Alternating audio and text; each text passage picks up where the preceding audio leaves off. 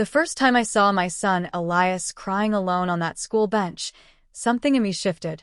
Not the gentle maternal concern I was used to, but something primal, a quiet rage building beneath my skin. "Stop crying.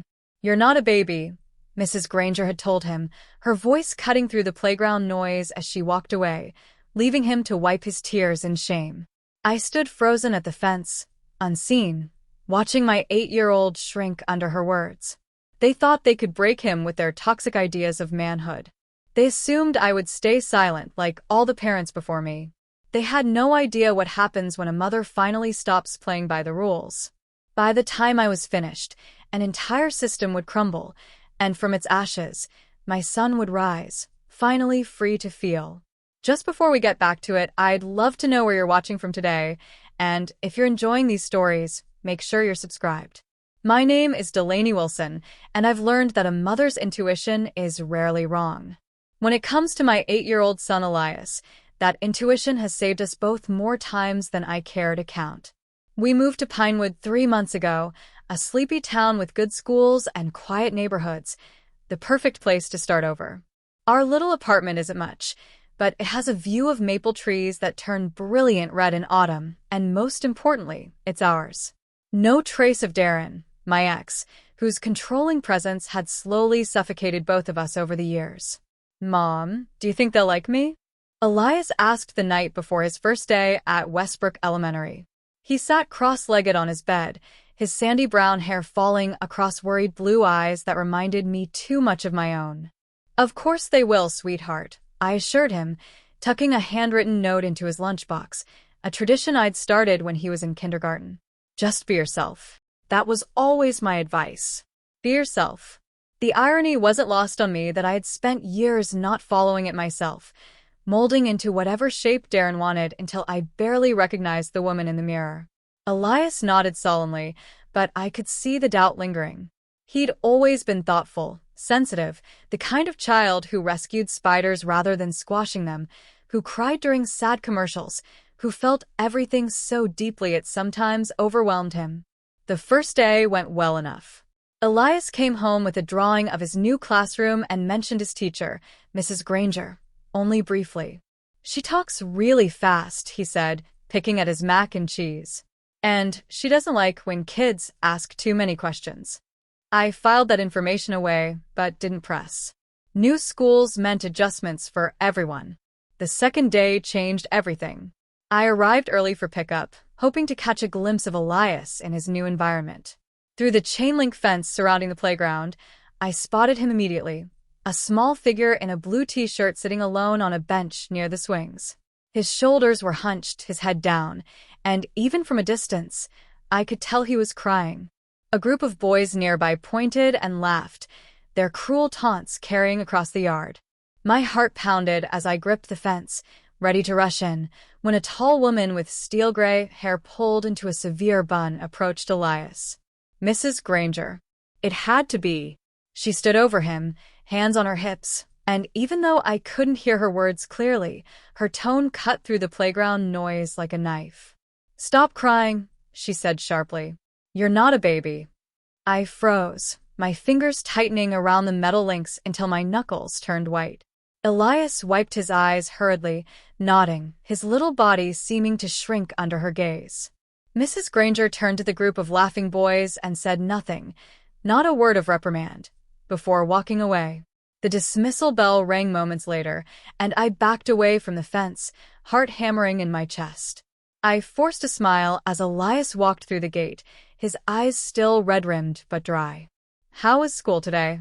I asked casually as he buckled his seatbelt. "Fine," he mumbled, staring out the window. I waited a moment, then tried again. "Did anything interesting happen at recess?" He shrugged. "Not really." The drive home was quiet, my mind racing with questions and fury that I carefully kept from my voice. Pushing Elias to talk when he wasn't ready would only make him retreat further.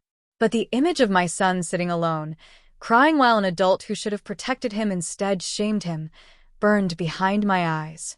That night, I made a decision. The next day, I called the school and offered to volunteer in the library. Background check, fingerprinting, I went through it all with expedited urgency. By Friday, I was shelving books 3 classrooms down from Mrs. Granger. I watched her through the open door during my shifts. She moved through the classroom like a general inspecting troops, praising the louder, more aggressive boys while subtly dismissing the quieter children. Her smile never quite reached her eyes, which remained cold and evaluating. When a girl in the front row raised her hand for the 3rd time, Mrs. Granger sighed loudly before calling on her. "Again, Brianna? Some of us need to learn to figure things out on our own." The girl lowered her hand, face flushing. No one raised a hand for the rest of the period. In the library, I met Camille Thomas, another volunteer with a daughter in Mrs. Granger's class from the previous year.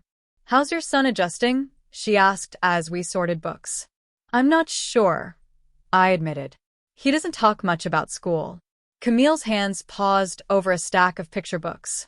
"Mrs. Granger has traditional views on behavior, especially with boys." "What do you mean?" She glanced toward the door before continuing. "She labels kids too fast. My Zoe was overdramatic. Another boy was too sensitive. Just watch out. Granger doesn't do well with kids who don't fit her mold." The warning settled like a stone in my stomach.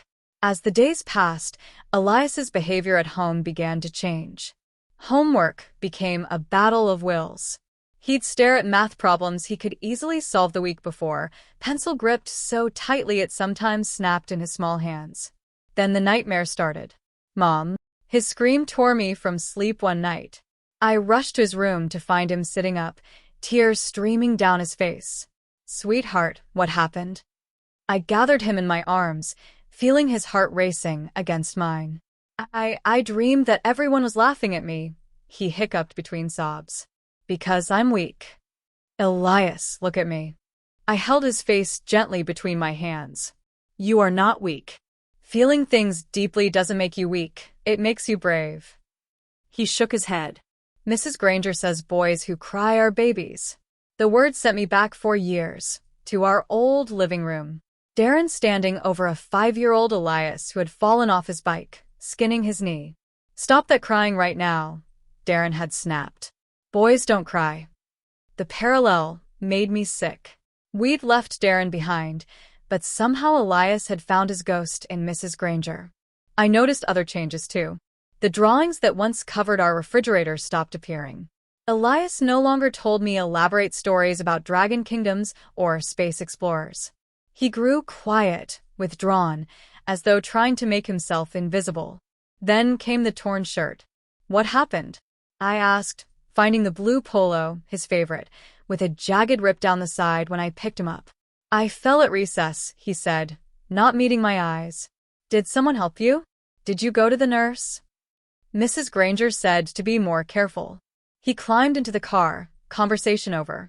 No incident report. No call to me. Just a dismissal, and a child with torn clothes and, I suspected, a torn spirit.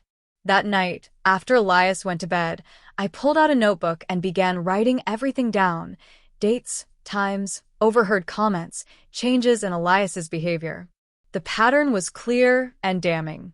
But I needed proof. My word against Mrs. Granger's wouldn't be enough, not with a principal who, according to Camille, always sided with faculty.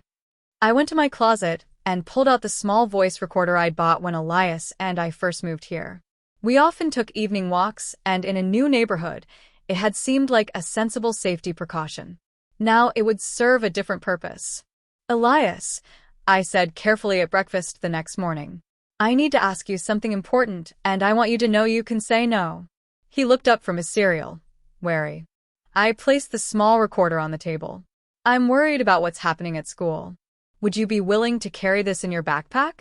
It might help me understand better." His eyes widened. "Will I get in trouble?" "No, sweetheart. It's just for me to listen to." "You don't have to do anything with it at all. Just keep it in your bag." He considered this, then nodded slowly. "Okay, Mom."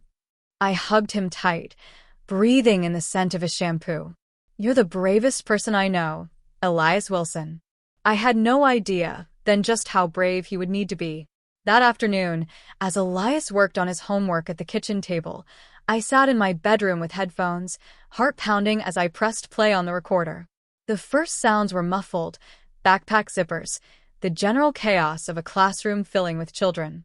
Then came clear voices as Elias must have set his bag down during morning activities. "Hey, crybaby," a boy's voice taunted. "Gonna water the playground again today?" Another boy laughed. "My dad says boys who cry turn into sissies."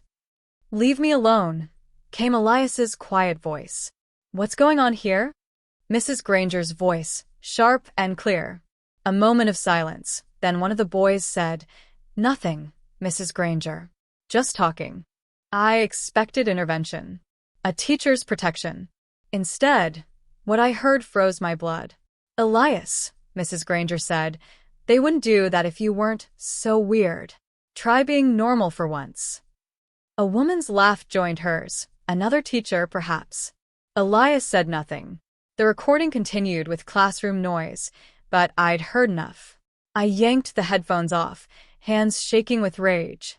Tears burned my eyes as I paced the small confines of my bedroom. How dare she? How dare anyone speak to a child that way? My first instinct was to march into the school board meeting scheduled for that evening and play the recording for everyone. But strategy tempered my fury. One clip might be dismissed as taken out of context. I needed to build a case they couldn't ignore. I splashed cold water on my face and called Camille. "Can we meet for coffee? There's something I need to ask you about." An hour later, we sat in a quiet corner of a local cafe, voices low. "Have you ever heard of something called the Basement Club?" I asked after sharing what I'd heard on the recording. Camille's eyebrows shot up. "Where did you hear that term?" "Your daughter Zoe mentioned it to Elias. Said kids get sent there when they have emotional outbursts." She sighed, stirring her latte without drinking it. "It's not actually in the basement. It's the resource room on the first floor, but kids call it that because it feels like punishment. It's where they send kids who are disrupting the learning environment." "Is that even legal?" "Technically, it's supposed to be for helping kids who need a quiet space. In practice." She trailed off, her expression grim. The next day's recording was worse. The first part was mundane math lessons, a science activity. Then came lunchtime. I heard the cafeteria's buzz, then a boy's voice. "This is mine now," he said, followed by the sound of something being grabbed. "That's my lunch," Elias protested. "Mom made it special." "What are you gonna do, cry about it?" There was a scuffle, then Elias's breath hitched in that telltale way that precedes tears. "Mrs. Granger," called another child, "Elias is crying again." Her footsteps approached. "Really, Elias? Over a sandwich? Go to the resource room until you can control yourself." The sounds changed as Elias presumably walked through hallways. A door opened. "Got another one for you, Pete," Mrs. Granger said. "Emotional issues again. Sit over there, kid." A man's voice, presumably Pete's, directed. His tone wasn't cruel, just resigned. After what sounded like Mrs. Granger leaving, he spoke again. "Look, I see a lot of boys like you come through here. You better toughen up, son. Life doesn't care about your feelings." The recording continued with silence from Elias and occasional sighs from Pete. 23 minutes passed before Elias was sent back to class. I was shaking by the time the recording ended, a toxic mix of heartbreak and fury coursing through me. My son had his lunch stolen, cried, and was punished for it, sent to sit alone with an adult who reinforced the very toxic messaging that was crushing his spirit. That afternoon, my phone rang. "Ms. Wilson? This is Principal Keenan from Westbrook Elementary. I was hoping we could schedule a meeting to discuss some behavioral issues we're seeing with Elias." My grip tightened on the phone. "What kind of issues?" "Mrs. Granger has noted several instances of emotional dysregulation. We'd like to discuss strategies moving forward. Would tomorrow at 3:30 work?" "Perfectly," I said, voice steady despite the storm inside me. "I'll be there." That night, after Elias went to bed, I researched Principal Thomas Keenan. 28 years in the district. Retirement announced for the end of the school year. A reputation for standing by his teachers, which might have seemed admirable if I didn't now understand what that loyalty was protecting. I found an old community newspaper blog from 3 years ago. A parent had accused the school of ignoring bullying. Keenan's quote jumped off the screen. Westbrook has always stood for traditional values and character building. Some parents mistake that for something more sinister. I dug deeper, finding veiled references to Keenan protecting tradition and maintaining standards. Translation: maintaining the status quo, no matter who it hurt. The next day, as I edited a manuscript for a client, my freelance work allowed me to set my own hours, a blessing now more than ever. My phone rang again. The school nurse. Ms. Wilson? Elias had some trouble breathing in the boys' bathroom. He seems to be having a panic attack. He's with me now. I was already grabbing my keys. I'll be right there. At school, I found Elias curled in a chair in the nurse's office, his face pale, eyes red-rimmed. "What happened, sweetheart?" I asked, kneeling beside him. Before he could answer, Mrs. Granger appeared in the doorway. "He was making quite a scene in the bathroom," she said, as if Elias wasn't sitting right there. Thomas Miller found him gasping and crying. I told him not to make a fuss, but she gestured at Elias dismissively. I stood slowly, positioning myself between her and my son. "He was having a panic attack, Mrs. Granger. That's a physiological response, not a bid for attention." She raised an eyebrow. "Well, we all respond to stress differently. Some more dramatically than others." "I'll be taking Elias home now," I said, my voice calm despite the rage bubbling beneath it. "And I look forward to our meeting with Principal Keenan tomorrow." That evening, Darren called. I had primary custody, but he still had visitation rights, though he rarely exercised them consistently. "Delaney, what's this about Elias having problems at school?" he demanded, skipping any greeting. "How did you hear about that?" "The school called me too. I am his father." The word dripped with self-importance despite his minimal involvement in our son's life. I explained the situation, carefully editing out the recordings. Darren didn't need ammunition against me. "Sounds like the teacher is just doing her job," he scoffed. "You've always coddled him. Boys need to be tough. Boys need to be human, Darren. Elias is being bullied, and the adults who should protect him are participating in it. Maybe he needs to stand up for himself. When I was his age." "He's not you." I cut him off. Thank God for that. I hung up, knowing I'd pay for that comment later, but too tired to care. In Elias's room, I found him staring at the ceiling, Edison the stuffed fox clutched to his chest. "Want to talk about today?" I asked, sitting on the edge of his bed. He was quiet for so long I thought he might not answer. Then, in a voice so small it broke my heart, he said, "Sometimes I try not to feel anything at all. It's easier that way." 8 years old. My beautiful, sensitive boy was teaching himself to go numb rather than risk the pain of feeling. I stroked his hair, fighting back tears of my own. "I have our meeting tomorrow. I'm going to fix this, Elias. I promise." "They won't believe you," he whispered. "Mrs. Granger says I make things up for attention. Then it's a good thing we have proof." That night, I prepared. I organized my notes, downloaded the recordings to a USB drive, printed out relevant school policies on bullying and emotional support, and rehearsed what I would say. This wasn't just about standing up for Elias anymore. It was about every child who'd been silenced, every emotion that had been shamed, every adult who'd looked the other way. By morning, my resolve was iron. Game on, Mrs. Granger. The school's administrative office smelled of industrial cleaner and stale coffee. I arrived 10 minutes early, dressed in a navy blazer and matching skirt, my power outfit from my corporate days before freelancing. The USB drive felt heavy in my pocket, a digital sword of Damocles hanging over the meeting. To my surprise, Camille was waiting outside the office. "What are you doing here?" I asked. She squeezed my arm. "Moral support. I'll wait right here." Principal Keenan's assistant ushered me into a conference room where 4 people already sat around an oval table.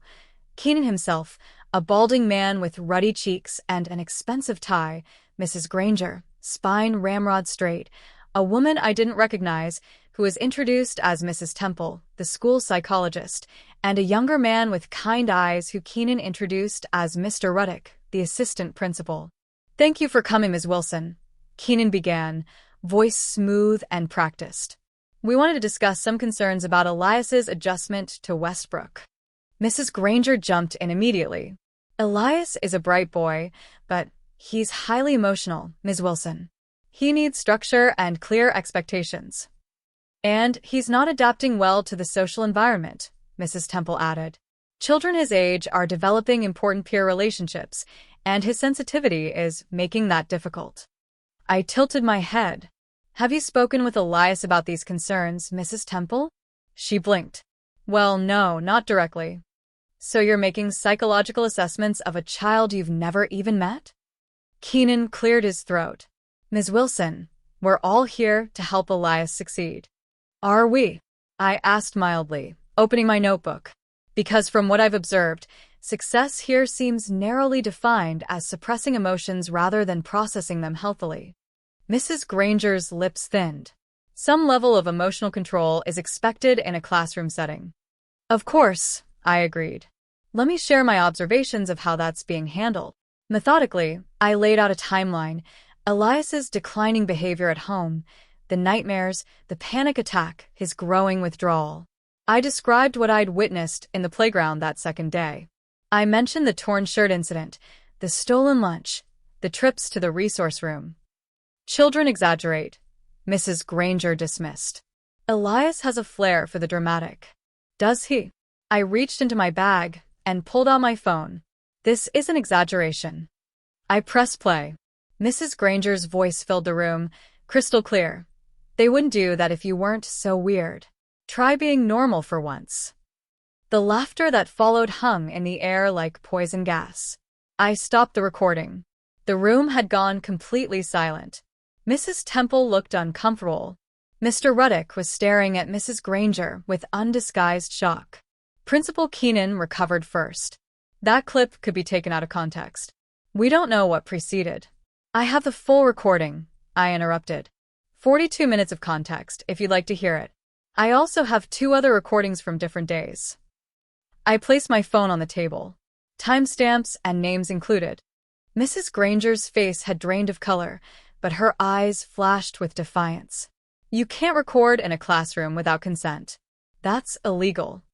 Actually, I replied, Georgia is a one-party consent state for audio recordings.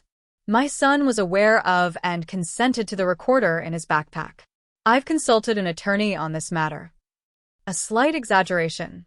I'd consulted Google, but they didn't need to know that. Mr. Ruddock cleared his throat. Mr. Keenan, I feel I should mention that this isn't the first complaint of this nature. Everyone turned to him. Andrew, Keenan warned. 3 parents have approached me this year with similar concerns, Ruddock continued, ignoring the warning. I was told to handle it internally, which apparently meant not handling it at all, I observed.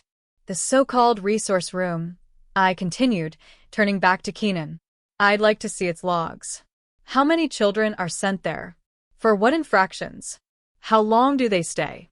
Who supervises them? Keenan's mouth opened and closed. That's administrative. I cut him off by pulling a folded note from my bag. This is a signed statement from Zoe Thomas, describing her experiences in the resource room last year. Her mother, Camille, is outside if you'd like to speak with her. Mrs. Temple shifted uncomfortably. I was not aware we were using the resource room this way. Evidently, there's a lot happening in this school that flies under official radar, I said. Which brings me to my next point. I pulled out a manila folder. This is a formal complaint I've prepared for the Department of Education regarding the systematic emotional abuse occurring under your supervision. Now, Ms. Wilson, Keenan began, his calm facade cracking. Let's not be hasty. Hasty would have been coming here after the first incident. I corrected him. Instead, I documented a pattern. I gathered evidence. I followed procedure. I stood up. If I don't see immediate action addressing Mrs. Granger's behavior and a complete overhaul of how emotional support is provided to students, this complaint will be filed by the end of the week. Mrs. Granger scoffed. Do what you have to. I smiled for the first time since entering the room. Thank you for permission I didn't need. I slid a USB drive and a copy of the paperwork across the table. I already have. I gathered my things, nodded to Mr. Ruddock, the only adult in the room who'd shown any integrity, and walked to the door. Just before it closed behind me, I heard Principal Keenan's phone ring. He answered, his voice carrying clearly. Yes, this is Thomas Keenan. A pause, then. From the Department of? I see. I met Camille's questioning gaze in the hallway and gave her a small, triumphant nod. The storm was breaking, and every adult who had failed my son was about to feel its fury. By the time I pulled into our driveway that evening, my phone had 17 missed calls. 3 from Keenan, 2 from the superintendent's office, and a dozen from numbers I didn't recognize. I ignored them all, focusing instead on Elias, who was building a Lego spaceship at the kitchen table, blissfully unaware of the storm I'd unleashed. How about pizza for dinner? I suggested, dropping my keys in the bowl by the door. He looked up, eyes brightening. With pineapple? Even with pineapple. I laughed, though the controversial topping made me wince. While waiting for delivery, I checked my email. Buried among work correspondence was a message from Andrew Ruddick sent to my personal email, not my contact in the school system. Ms. Wilson, I want you to know that an emergency board meeting has been called for tomorrow morning. Mrs. Granger has been placed on administrative leave, pending investigation. I cannot officially thank you for bringing this to light, but unofficially, many of us have been concerned for some time. Andrew Ruddick. I read it twice, a cautious hope blooming. Then my phone chimed with a text from Camille. Have you seen the parents' forum? I hadn't. With Elias occupied by Legos, I opened the Pinewood Parents Connect Facebook group. The first post made my heart skip. Leaked audio. Teacher mocks crying child at Westbrook. Someone had uploaded a 30-second clip, not from my recordings, but from someone else's child. A different incident, a different day, but unmistakably Mrs. Granger's voice telling a sobbing child to stop the waterworks, and that this behavior might fly at home, but not in my classroom. The comments section had exploded. That's MY Kid's voice in the background. When was this recorded? Mrs. Granger told my son that boys who cry are soft. He's 6. My daughter had nightmares all last year. Now I know why. As I scrolled, a notification popped up, an email from Westbrook Elementary to all parents. Dear Westbrook families, we are writing to inform you that a staff member has been placed on administrative leave pending an investigation into classroom management practices. We take all concerns about student well-being seriously and are committed to providing a safe learning environment for every child. While we cannot comment on specific personnel matters, we want to assure you that appropriate steps are being taken. Sincerely, Thomas Keenan, Principal. Vague, non-committal, and carefully avoiding any admission of wrongdoing. Classic damage control. But the dam had broken. The truth was flooding out from a dozen different sources now. My laptop pinged with a new email. Ms. Wilson. My name is Vanessa Parker, with the Pinewood Gazette. I'm following up on allegations regarding a teacher at Westbrook Elementary. Multiple sources have identified you as instrumental in bringing these concerns forward. Would you be willing to speak with me about this situation? Best regards, Vanessa Parker, education reporter. I stared at the screen, conflicted. Going public meant no turning back. It meant scrutiny not just for Mrs. Granger and the administration, but for Elias and me as well. Mom, Elias's voice pulled me back. The doorbell rang. Pizza. Right. I closed my laptop and paid the delivery driver, trying to center myself in the normalcy of dinner with my son. Later, after Elias was asleep, I replied to Vanessa. Ms. Parker, I'm willing to speak with you under 2 conditions. My son's name and face remain private, and the focus stays on the systemic issues at Westbrook, not just one teacher's behavior. Delaney Wilson. The next morning, my phone rang before dawn. It was Lisa Brennan, a mother I recognized from pickup, but had never spoken with. I'm sorry to call so early, she said, her voice thick with emotion. But I had to thank you. My Tyler was in Mrs. Granger's class 2 years ago. She paused, collecting herself. He started having stomach aches every morning. Begged not to go to school. I thought it was just adjustment issues. What happened? I asked, stepping onto the balcony to avoid waking Elias. He finally told me yesterday, after seeing that audio clip. Mrs. Granger used to make him stand in the corner if he got emotional. called it his feelings timeout. He was 7. My free hand gripped the railing. I'm so sorry, Lisa. Don't be. You did what none of us had the courage to do. Tyler heard me talking about it and he said, Mom, can I write Elias a letter? He wants him to know he's not alone. By the time Elias woke up, 3 more emails from parents had arrived in my inbox, all with similar stories. One came from a woman named Margaret Wells, a retired teacher who had worked alongside Mrs. Granger for 15 years. Ms. Wilson, what you've done took tremendous courage. I witnessed Barbara Granger's methods for over a decade and said nothing. The culture at Westbrook has always protected teachers over students, and speaking out meant risking one's position. It's no excuse for my silence, but perhaps context for why this continued for so long. If you need a statement from a former colleague, I am finally ready to provide one. Margaret Wells. The school called to say Elias could stay home for the day if needed. I took them up on it, telling him it was a mental health day. A concept I'd been teaching him was just as important as physical health. While he built a fort in the living room, I responded to Vanessa Parker's follow-up questions via email. By noon, she called. Ms. Wilson, this goes deeper than I initially thought. I've heard from 8 families already, spanning the last 5 years. It doesn't surprise me, I said, watching Elias arrange pillows with focused determination, a glimpse of the boy he'd been before Westbrook. Environments like that don't develop overnight. I've also received a tip that Principal Keenan's retirement has been moved up. Effective immediately. The board is naming Andrew Ruddick as interim principal. I almost dropped the phone. That was fast. The superintendent is in damage control mode. There's a board meeting tonight. Will you be there? Absolutely. After arranging for Camille to watch Elias, I spent the afternoon preparing my statement for the board meeting. My phone continued to buzz with messages of support, and a few accusing me of making trouble or being too sensitive. I ignored the latter. Darren called just as I was getting ready to leave. Delaney, what the hell is going on? I'm getting calls from reporters. I handled a situation that was hurting our son. I replied evenly. If you'd been paying attention, you'd have known about it before the press did.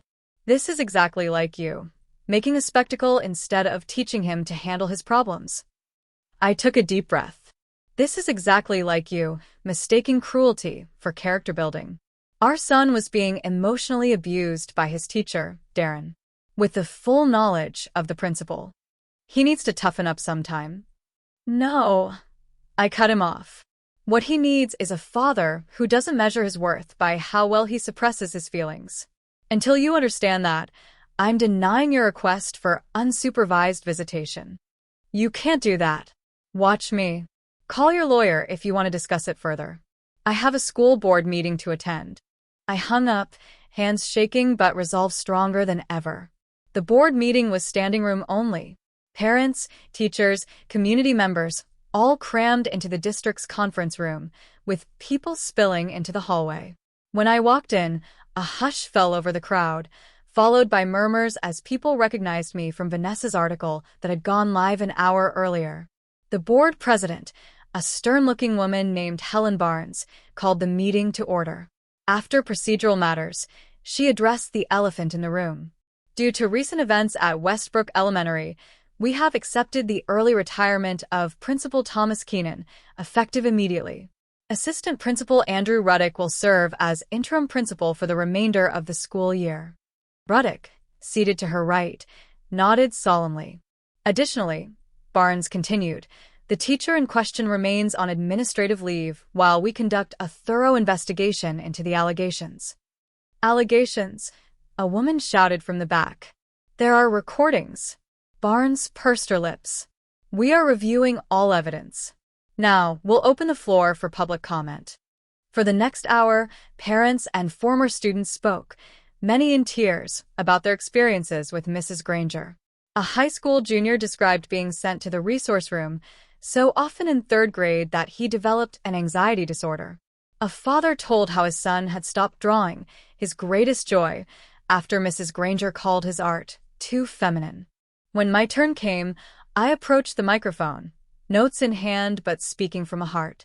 My son is 8 years old. In the span of weeks, a teacher at your school managed to convince him that his greatest crime was feeling too deeply, that tears were weakness, that vulnerability was shameful. I looked each board member in the eye. This isn't about one teacher. It's about a culture that allowed this to happen, that rewarded it, that protected the adults at the expense of the children in their care. I pulled out a flash drive.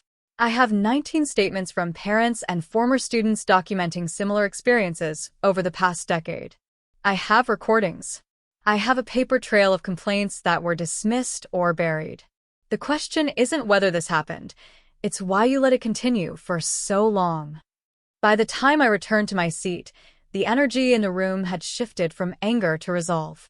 This wasn't just about firing one teacher or replacing one principal. It was about changing a system. As the meeting concluded, Ruddick approached me. "Ms. Wilson, if you're willing, I'd like your input on the changes we need to make. Real changes, not just PR moves." "I'd be happy to help, Mr. Ruddick." "Andrew, please." He handed me his card. "And thank you.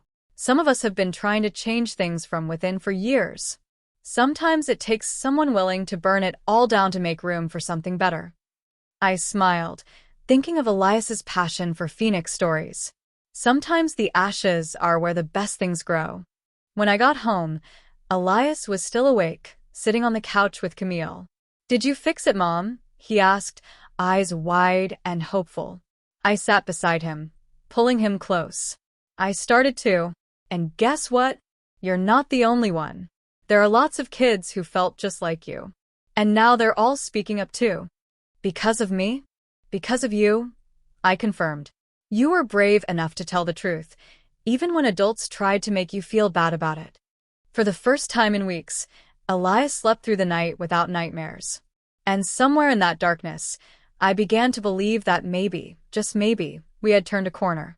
The following days brought a whirlwind of changes. Mrs. Granger remained suspended, with rumors circulating that she wouldn't return. Local news picked up the story, then regional. My inbox flooded with messages from parents across the state sharing similar experiences. I started a simple blog, anonymously detailing our journey without naming the school or teacher. It went viral within days. Parents from all over wrote in about their Eliases, sensitive children who'd been made to feel wrong for their emotional depth. One afternoon, a week after the board meeting, I took Elias back to school. He'd been nervous that morning, clutching Edison the fox a little too tightly. "What if the kids still laugh at me?" he whispered as we pulled into the parking lot. "Then they haven't learned anything," I replied honestly. "But I think you'll be surprised." We walked through the halls to his classroom, now led by a substitute teacher named Ms. Harris, a young woman with kind eyes and a reputation for patience. As we approached the playground for lunch recess, I felt Elias stiffen beside me. "You don't have to stay," I assured him. "We can go home if you want." He shook his head. No. "I want to try." I watched from a distance as he approached the same bench where I'd first seen him crying. 2 boys were already sitting there, one I recognized as a former tormentor. I tensed, ready to intervene. But instead of taunts, the boy moved over, making room. A 3rd boy joined them, offering Elias part of a cookie. Within minutes, they were laughing together. The barrier between them seemingly dissolved in the wake of all that had happened. As I turned to leave, reassured, I caught sight of Andrew Ruddick watching the same scene from his office window. He nodded to me, a silent acknowledgement of the small miracle unfolding before us.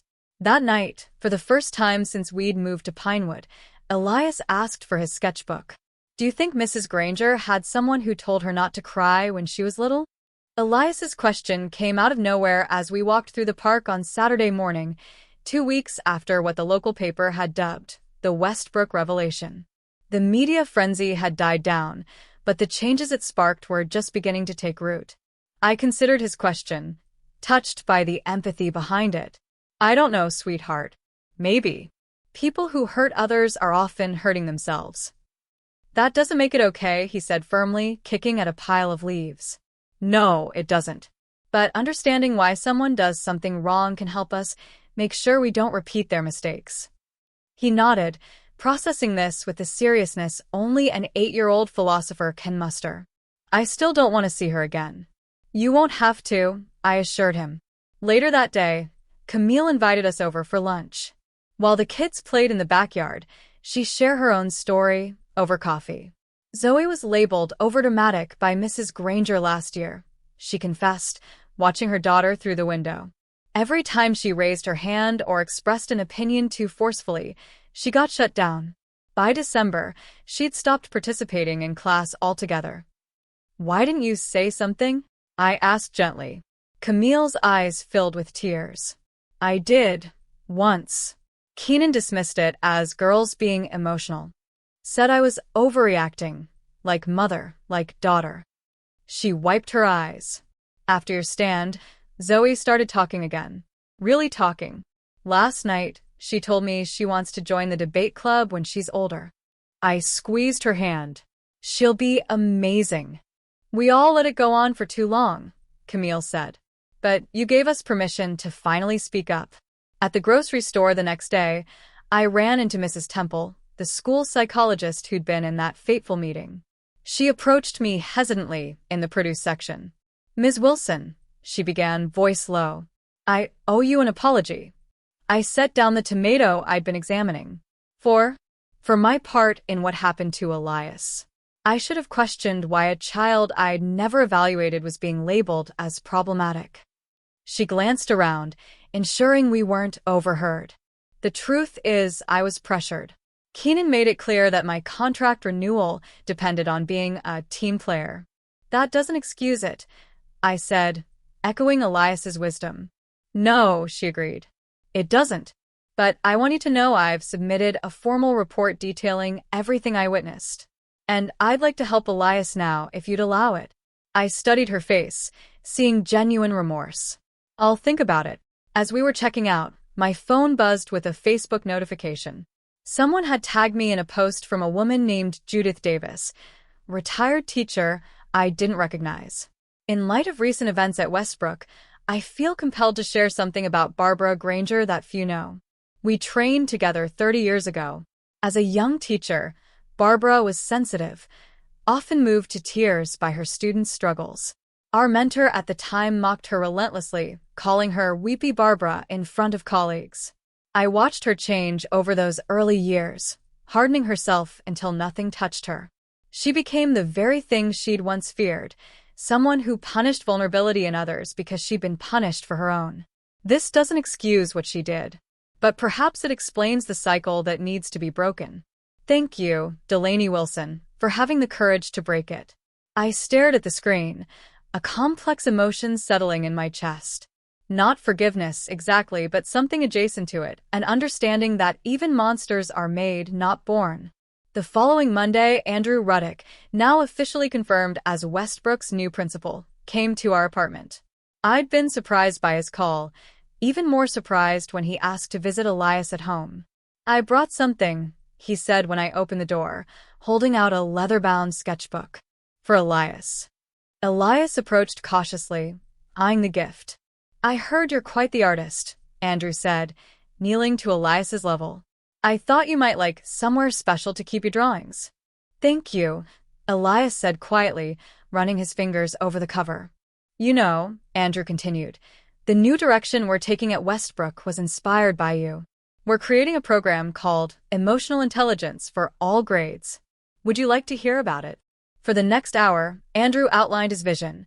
Trained counselors available full-time, regular emotional check-ins for students, a complete overhaul of the disciplinary system, and mandatory training for all staff on recognizing and addressing trauma. It's long overdue, he admitted. I tried pushing for these changes for years, but Keenan blocked you. I finished. He nodded. Sometimes systems only change when they're forced to. After he left, Elias opened his new sketchbook, considering the blank page. I think I'll draw a phoenix, he decided. Like in the stories. That seems perfect, I smiled. The letters started arriving the next day. Handwritten notes from parents I'd never met, sharing stories of their own children's transformations in the weeks since the changes at Westbrook began. My son told me yesterday that his new teacher said it's okay for boys to cry. He's been holding in tears since his grandfather died last year. Last night, he finally let himself grieve. Thank you for making that possible. I didn't believe my daughter when she told me about Mrs. Granger last year. I thought she was exaggerating. After reading your story, I apologized to her. We're rebuilding trust one didn't realize I'd broken. I was one of those parents who thought kids needed to toughen up. Your courage made me question that belief. I'm learning to listen to my children in ways I never did before. Each letter was a testament to the ripples one action could create. I kept them in a box, planning to show them to Elias when he was older. Proof that speaking truth, however painful, could change worlds. 2 weeks later, Elias won a regional poetry contest for his piece titled "The Day I Stopped Crying."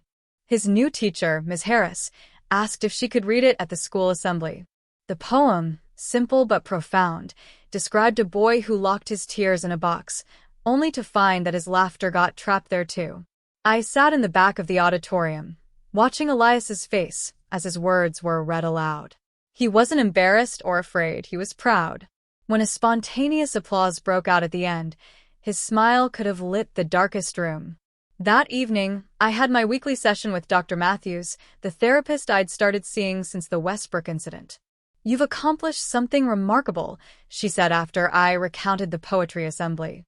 "But I sense there's still something troubling you." I stared at my hands. "I keep wondering if I should have acted sooner. The signs were there from the beginning. If I'd stepped in earlier." "Delaney," she interrupted gently, "you acted when your son needed you the most. Not a moment too late." "But what about the children before Elias? The ones who didn't have someone fighting for them? You can't carry that burden. Systems like the one at Westbrook exist because good people stay silent, yes. But they change because one person finally speaks. You were that person." On my way home, I checked my email to find a message from Darren. Since our confrontation, he'd been surprisingly quiet. "Delaney, I've started those parenting sessions you mentioned. 3 so far. I won't pretend it's been easy hearing how my behavior affected Elias. I grew up believing boys don't cry, that emotions were weaknesses to overcome. I've enclosed a letter for Elias. I'd appreciate if you'd give it to him. It says what I should have said years ago. I was wrong. He is braver than I ever was. Darren." I read it twice, skeptical but hopeful. People could change. I'd seen it happen over these past weeks in ways I never thought possible. That night, as I tucked Elias in, a memory surfaced, sharp and clear despite the decades between. Me at 7, crying over a broken toy. My mother's voice, tight with impatience. "Enough tears, Delaney. It's just a silly doll." The dismissal of feelings, the shame of vulnerability. I'd absorbed those lessons too. Had carried them into adulthood, into my marriage to Darren, a man who reinforced every toxic message I'd grown up with. But the cycle was breaking. With Elias, with the children at Westbrook, with every parent who read our story and chose a different path. Later, I sat on our small balcony, watching the stars emerge over Pinewood. The words for my next blog post formed in my mind. We teach boys not to cry, then wonder why they grow up afraid to feel. We tell girls their emotions are too much, then question why they make themselves smaller. We silence children's truths, then ask why they don't trust us with their pain. Not my son. Not anymore. And if you're reading this, perhaps not yours either. The revolution isn't loud. It's in the quiet permission we give our children to be fully human, to rage, to weep, to fear, to love without shame. It starts with one voice saying, "I see you. I hear you. I believe you." And sometimes, that voice belongs to a child who is brave enough to cry. The call came on a Tuesday afternoon in May, nearly 3 months after what Elias now referred to as the Mrs. Granger thing. I was editing a manuscript in the living room while Elias worked on a science project at the kitchen table. "Ms. Wilson? This is Monica Lawrence from the State Education Board." I set my laptop aside. "Yes. I'm calling about the documentation you submitted regarding Westbrook Elementary. We've reviewed everything thoroughly, and I wanted to inform you personally of our decision." I braced myself. Bureaucracies move slowly and often favored the status quo. We'd like permission to include Elias's story, anonymized, of course, in our new training materials for educators across the state. I nearly dropped the phone. You what? Your documentation was exceptionally thorough and, frankly, powerful. We believe it presents a crucial learning opportunity for teachers and administrators alike. I need to discuss this with Elias, I said, watching him carefully measure water for his planned experiment. It's his story, too. Of course. We'd like to speak with him as well, with your supervision. His perspective would be invaluable. After hanging up, I explained the request to Elias in terms he could understand. They want to use what happened to you to teach grown-ups how to be better teachers. His brow furrowed in concentration. Would other kids have better teachers because of it? That's the hope, yes. He nodded decisively. Then I want to do it. But I don't want them to use my real name. They won't, I promised. You'll be anonymous, like a superhero with a secret identity. He grinned at that. Like Batman. That evening, Vanessa Parker called. The local piece she'd written had been picked up by a national education publication, and now a major news program wanted to run a segment. They're calling it the classroom revolution, she explained. It's about how one parent's stand created a domino effect across multiple school districts. The interview was scheduled for the following week. I insisted on reviewing all questions beforehand and maintaining Elias's privacy. To my surprise, they agreed without hesitation. Your story resonates because it's not just about one bad teacher, the producer explained. It's about a system that's failing our children in the name of toughening them up. People are ready for this conversation. The day of the interview, I wore a simple blue dress, professional but approachable. The crew set up in our living room, positioning me against the bookshelf rather than the wall of Elias's artwork that might identify him. Tell me about the moment you decided to take action. The interviewer, a woman named Rebecca Gray, asked once the cameras were rolling. I thought back to that playground bench, to Elias's small figure hunched in silent tears. It wasn't one moment, I said. It was a series of moments where I saw my child's spirit being systematically crushed by people who should have protected him. But if I had to choose one tipping point, it was when he told me, "Sometimes I try not to feel anything at all. It's easier that way." No 8-year-old should have to armor themselves against their emotions just to survive the school day. The interview aired the following Sunday. By Monday morning, my inbox had hundreds of messages. One stood out, from a literary agent named Sarah Goldstein. Ms. Wilson, your interview was extraordinary in its honesty and clarity. I believe your story could help thousands of families facing similar situations. Would you consider writing a book about your experience? Sincerely, Sarah Goldstein, Horizon Literary Agency. 6 months later, The Silence of Boys, How We Teach Children to Hide Their Humanity, hit shelves. The manuscript had poured out of me in a matter of weeks, all the fear, rage, determination, and ultimately hope that had defined our journey. The book wasn't just about Mrs. Granger or Westbrook. It examined the cultural expectations that crush sensitivity in boys and assertiveness in girls. It looked at how school systems often prioritized compliance over emotional health. And it offered practical advice for parents navigating similar waters. To my astonishment, it landed on bestseller lists within the month. Even more surprising was the letter that arrived at my publisher's office, addressed to me. Ms. Wilson, I won't pretend this is easy to write. I've spent 40 years in education, believing I was doing right by my students. Your book forced me to confront the damage my traditional approach may have caused. I won't be returning to teaching. Perhaps that's what you wanted, and perhaps it's what's right. But I want you to know that while I cannot undo the harm I've done, I am making donations to emotional literacy programs in schools across our state. Maybe it's time someone else shapes the future, someone who understands what I failed to see. Barbara Granger. The letter wasn't an apology, not really. But it was an acknowledgement, which was more than I'd expected. Meanwhile, the changes at Westbrook continued to flourish under Andrew Ruddock's leadership. The resource room had been transformed into a calm space where students could go voluntarily when they needed a moment to process emotions. Trained counselors were available daily. Teachers received ongoing training in trauma-informed approaches. Camille had been elected PTA president, running on a platform of emotional safety first. Her first official act was to mandate the training for all staff and parent volunteers. "We're creating a whole new generation of emotionally intelligent adults," she told me over coffee. "Imagine what they'll accomplish when they don't have to waste energy hiding who they really are." Even Darren had surprised me. After completing a parenting course focused on emotional intelligence, he'd requested supervised visitation. The first few meetings had been awkward, but gradually, I saw him making genuine efforts to connect with Elias without judgment. "He showed me how to fix my bike," Elias reported after one visit. "And when I got frustrated, he said it was okay to take a break instead of getting mad." Small steps, but meaningful ones. Elias turned 9 in April. We held a small party at the park, just a few close friends, including 2 boys who had once been among his tormentors but were now loyal companions. The transformation in my son was remarkable. He laughed more freely, expressed himself without hesitation, and most importantly, no longer tried to hide his feelings, whether joy, anger, or sadness.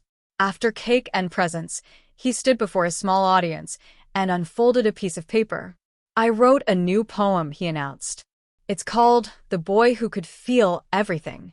The gathered parents and children fell silent as Elias read his simple verses about a boy who discovered that feeling deeply wasn't a weakness, but a superpower. One that let him connect to others in ways those who stayed numb could never understand. When he finished, he looked up with clear eyes. "I don't mind crying now," he said. "It just means I care about things." A few parents wiped away tears of their own. On the last day of the school year, I walked Elias to Westbrook. The campus felt different now, brighter somehow, as if a shadow had been lifted. As we crossed the playground, I noticed a small boy fall near the swings. He began to cry, his wails carrying across the yard. I tensed instinctively, my eyes searching for an adult. A young teacher I didn't recognize hurried over. Instead of hushing the child or telling him to toughen up, she knelt beside him, put an arm around his shoulders, and spoke to him gently. After a moment, the boy nodded, wiped his eyes, and even managed a small smile. "See, Mom?" Elias said, squeezing my hand. "It's different now." "Yes," I agreed, my throat tight with emotion. "It is." As we continued toward his classroom, I thought about the journey that had brought us here. The recordings, the confrontations, the public scrutiny, all of it had been worth it for this, a school where children could be fully human, with all the messiness that entailed. They had mocked my son for crying. They had tried to shame him into silence, to fold his emotions into a shape small enough to ignore. But in the end, it was their silence that had cost them everything, their jobs, their reputations, their power to harm. And it was our voices, Elias's, mine, and ultimately an entire community's, that had created something new from the ashes of what had been burned away. As Elias disappeared into his classroom with a confident wave, I stood for a moment, watching other children arrive, laughing, arguing, some anxious, some exuberant, each one carrying their own complex emotional landscape. "They're safe now," a voice said beside me. Andrew Ruddick had appeared, clipboard in hand, observing the same scene. "Are they?" I asked, not entirely convinced that systems changed so thoroughly or quickly. "Safer," he amended with a rueful smile. "It's a start." I nodded, thinking of all the work still to be done in schools and homes, in the broader culture that still too often equated emotional depth with weakness. "It's a start," I agreed. As I walked back through the gates of Westbrook, my phone pinged with a notification. Another email from a parent I'd never met, sharing how our story had changed their family's approach to emotions. One voice at a time, one child at a time, one tear at a time. The revolution wasn't finished, but it had begun. And that was enough for today. So I ask you, when was the last time you protected someone who couldn't protect themselves? If this story moved you, like and subscribe for more tales that dare to challenge the silence we've all been taught to keep.